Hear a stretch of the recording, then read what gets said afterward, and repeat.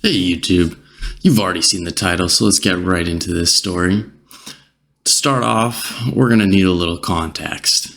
So I was hanging with my two buddies, as you do, chilling and smoking, and we happened to run out of weed. So our solution was to drive to my buddy's house, who was about a 25-minute drive away, if you're doing the speed limit.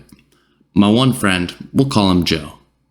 So Joe decided he was going to drive his Dodge Charger. But little to my knowledge, he had no insurance and no registration on his vehicle. He also had $2,000 in speeding tickets. So as we're going through the highway, obviously he's quite the reckless driver with getting $2,000 in speeding tickets already. And he was just casually hauling a $130 down the highway, and we happened to pass an undercover cop car.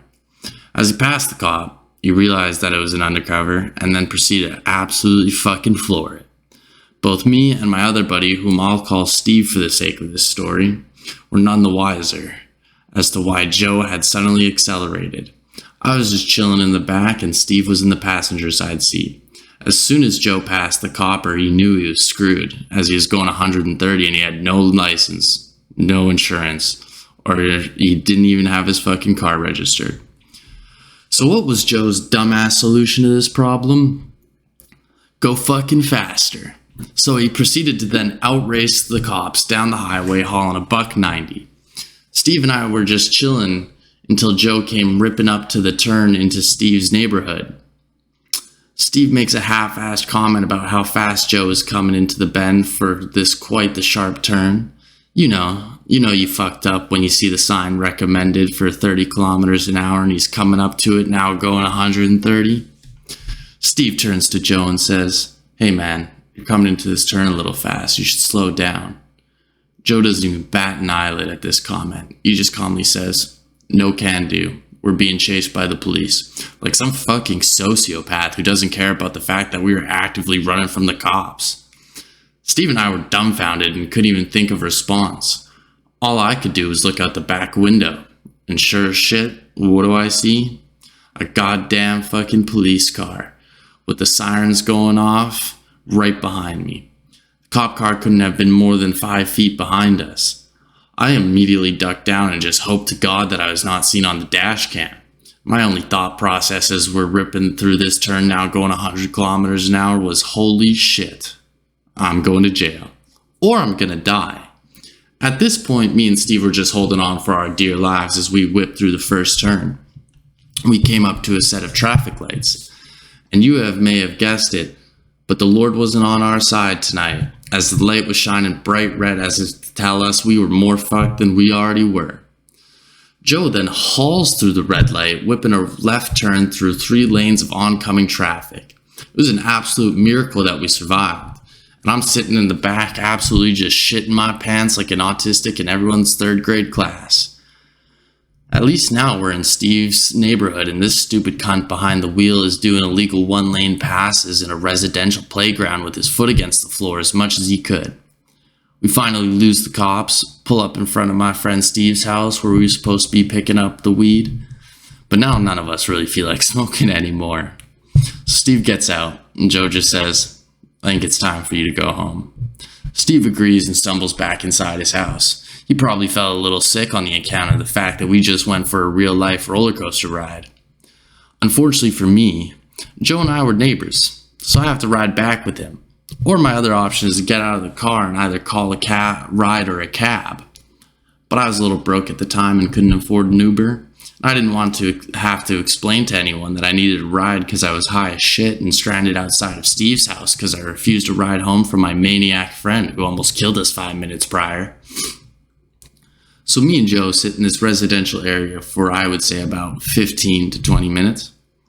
That's when Joe gets a call from his dad, who happens to be a president of the police board and sergeant. He proceeds to tell my friend that he is in so much shit and that Hawks is looking for him, that if he doesn't get his ass back home, he's dead. We're both sitting there, and I'm panicking a little bit. I'm quite nervous, and after a high-speed police chase, I was just sitting silently in the passenger side seat.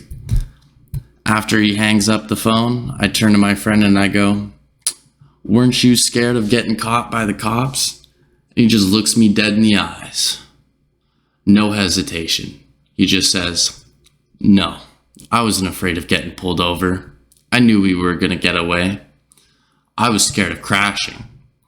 In that moment, I realized my buddy had no regards for me or my friend's life. And in my eyes, or his eyes, getting caught by the police was the worst case scenario. And that was what he would make not happen at any cost, even if it cost us our lives. And him crashing.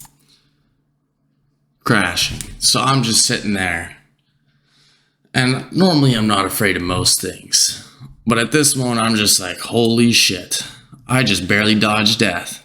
Because this guy was more concerned with crashing and flipping his Dodge Charger than he was about getting pulled over by the police. So on the ride back, I just sat there silently. And we just sat in dead silence. I didn't even know what to say.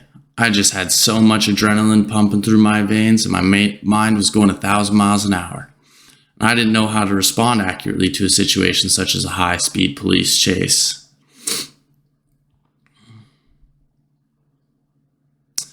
Yeah, so in the end, we ended up getting back safely. He drove like a normal human being on the way back, doing the speed limit.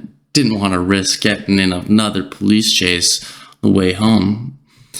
I don't know, in my mind, I thought, fuck it, maybe go 2 for 2, Never know.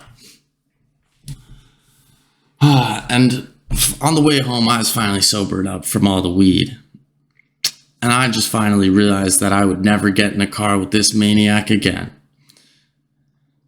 And if any of you people listening can take anything away from this story, I just hope you choose your friends wisely. And make sure you never pick the friends that are more worried about getting their car towed than they are about your own life. And this speaks to many aspects of life, who you should let hold a place at your table.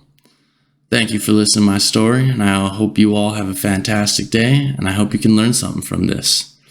And like it and subscribe if you made it this far.